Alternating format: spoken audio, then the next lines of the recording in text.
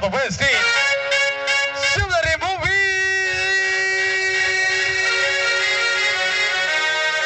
That's the voice of DJ Andy from Pune.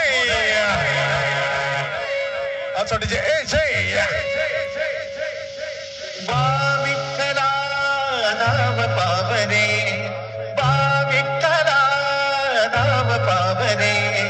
दावरूपते सावळे विठ्ठला दावरूपते सावळे सड झाले लोचन एकदा दर्शन सड झाले लोचन एकदा दर्शन रमावरा